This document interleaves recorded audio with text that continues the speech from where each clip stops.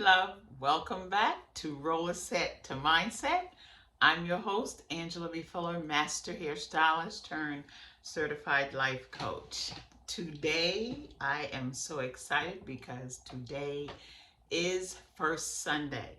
And I always get excited about First Sunday because it gives me the opportunity to bring an episode to you that I get inspiration from God's Word when I'm bringing First Sunday. I find a verse in the Bible and I give my interpretation of what it means to me and how it has impacted my life. And so I'm hoping that it does the same for you because so many times we listen to what everyone has to say. We listen to different mentors, we listen to influencers, we listen to content creators, we listen to coaches. But I think sometimes we just got to get into God's word and listen to God. We got to listen to what He says. We've got to try and determine what He is trying to tell us so that our lives can be better. And so I created First Sunday. It was my promise to God that if He blessed me with being able to do a podcast, that I would devote every first Sunday of the month dedicating an episode to His Word. So here we are, and here you have it. So let's dive in. But before we dive in, I do have a pop question for you. And a lot of times the pop question kind of leads into the meat of the episode. So my pop question to you is, have you ever struggled with the business side or the growth side or the scaling of your skill set? And I know that probably was a mouthful, but you all get what I'm saying. Because so many times we have a skill set, we know how to do a thing, but when it comes to wanting to scale that thing, do we struggle with it? I know I do. I know I have in the past, and I sometimes still struggle with taking the gifts that I have, the skill set that I have, and taking whatever is required, doing whatever is required to scale that skill set into a big, beautiful, juicy, booming business. So that is my question for you. Have you ever struggled with the business side or the growth side or the scaling side of your skill set? I can remember, quick story. I can remember when in the beginning of my career as a hairstylist, I can remember just my focus being placed on securing the bag, on getting paid, on believing that every dollar that came through my salon was mine to keep. That I didn't worry about cost of doing business. I didn't worry about the taxes that had to be paid. I didn't worry about uh, watching what money I spent. My only concern was securing the bag, watching that money come in, and then believing that every dime was mine to spend. Isn't that something? I didn't think about saving anything. I thought every dime that came in was mine to spend. And then I realized that, wait a minute, I don't think this is how it goes. There are things that I have to do in order to make this thing a business and not a hobby. And so quickly I had to learn what scaling my business look like, what operating my business like a business as opposed to a hobby, because we all know that hobbies cost you money. And I could no longer um, continue to operate in a fashion that felt like a hobby. I learned rather quickly. And so this episode comes from um, the book of Matthew. As a matter of fact, Matthew chapter 25, verses 14 through 30. And what the summary of this book, of this verse is about, particularly verses 14 through 30, it says that three men were given various sum of money or talents by their master, who had left for a long time. And upon returning, he asked each man what they had done with the money, gifts, or talents that he left with them. And so many, he got three different answers. One buried the talents, one turned it for a profit, and then the other one buried his talent. And so when I think about this verse, when I give this verse thought and the interpretation of this gift, it reminds me of what I did in the beginning of my career as a hairstylist. I literally buried my skill set. I didn't allow my skill set to make any profits. I received the money. I literally buried it because it was never turned into profit. I didn't even give it the opportunity, y'all. I didn't even give it the opportunity to multiply. So this is what I have concluded over my years of being in this industry. And I hope that it offers some type of insight to those of you, because see, I don't know where you are in your journey. I don't know if you are just getting started. I don't know if you are in mid-range or you're near the end of your career as a beauty industry professional. But what I have learned along the way and what I can share with you is that as we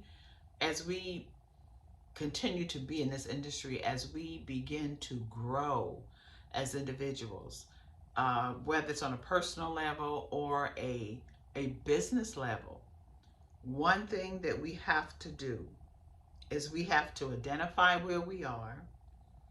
We have to develop where we are.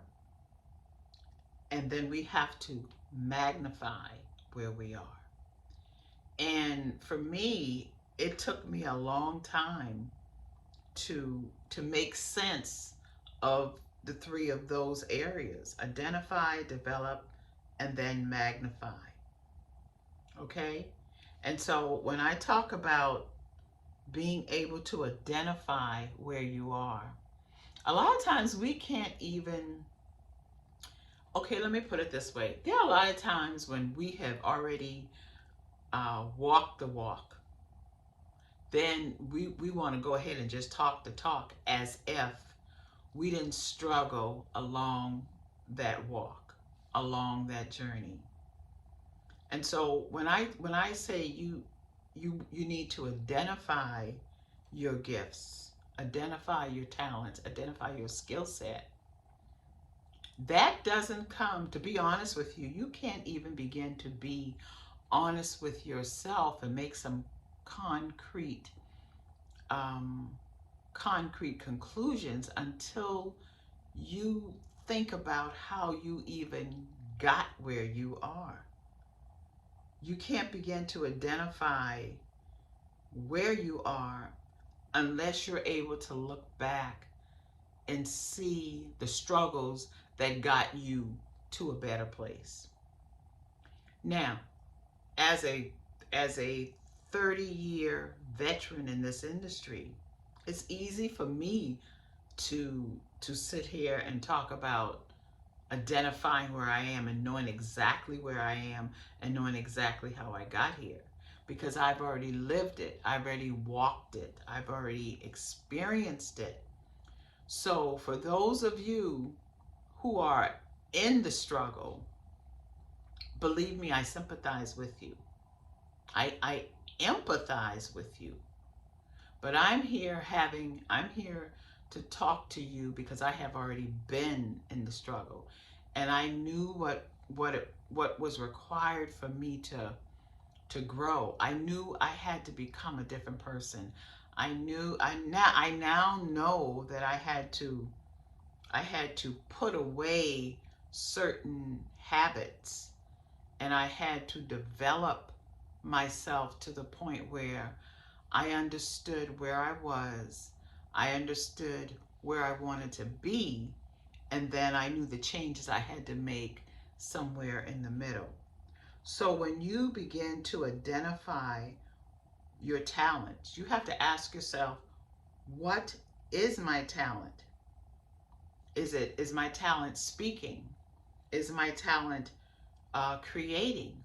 Or is my talent using my imagination to to build things? You know, some of us have talents in which it's manual, in which we trade time for dollars.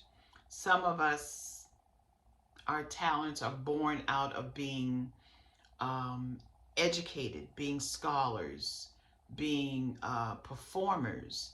And then get um, some of us are use our imagination to create. You know, we fall into a category of being creators, in which we do things, we create through innovation. So you have to identify where you are. What are your skill set? What are you known for? What's your main thing? Because not all of us fall under one category. So identify your talent. Once you've identified your talent, and this is what I had to do, then I had to develop those talents. And sometimes developing a talent can take a mighty long time. So many times we want things to happen overnight, but it doesn't work like that. That is not how life works. So I had to give myself grace, show myself grace, and give myself time to develop my talent. Sometimes that looks like giving yourself, getting more training. Sometimes that can look like putting in 1,000 hours. Sometimes that looks like being repetition. Sometimes that looks like getting a mentor. Um, Sometimes that looks like revising the way you do a thing. Like if you've been doing thing one way for so many years and it's no longer working, you see that whatever you've been doing is not working, then it's time to tweak it. So when go back to the drawing board, do it differently, tweak it a little bit, add a little bit of this, take a little bit of that out. But the focus is on developing that talent. And once you've developed it to a point where the space that you have it in, it can no longer hold it, then you know it's now time to magnify that talent or to scale it.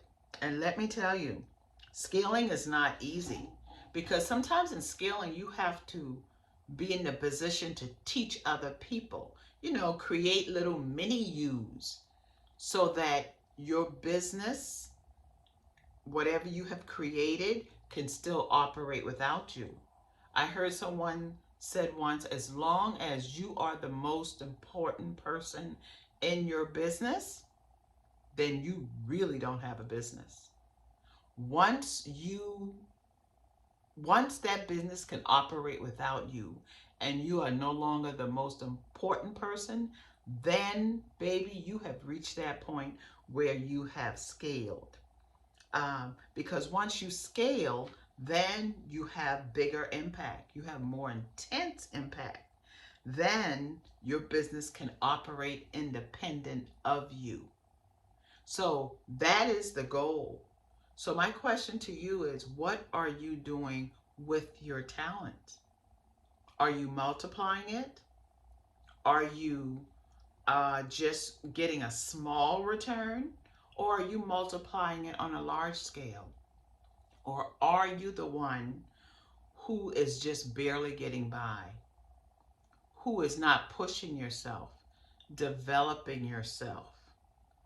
Are you burying your talents? And burying can show up on so many different levels. Burying could mean that you're not taking advantage of the opportunity that your skill set affords you. Burying can look like being too complacent. Burying can be hoarding it all to yourself, not wanting to share or collaborate with other people. So the next time you find yourself beginning to feel that 7-year itch, we sometimes get that 7-year itch when we feel like we are not growing, when we feel like we are not developing, where we feel like we are no longer relevant. I want you to ask yourself, am I burying my talents? Okay?